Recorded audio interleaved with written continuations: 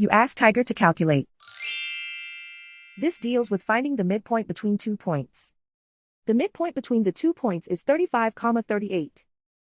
Let's solve it step by step. Plot the 2 points and calculate the midpoint using the formula. The coordinates of point 1 are x1 equals 7, y1 equals 43. The coordinates of point 2 are x2 equals 63, y2 equals 33.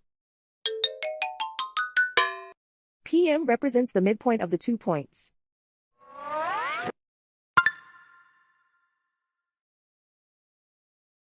Use the x values in the midpoint formula to find the midpoints x. x1 equals 7.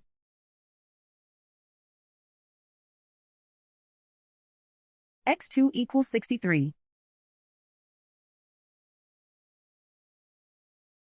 Simplify the arithmetic.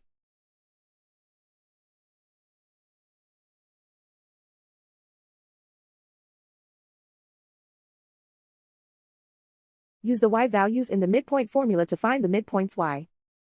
y1 equals 43.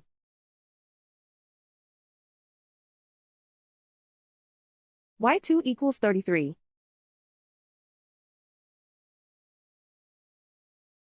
Simplify the arithmetic.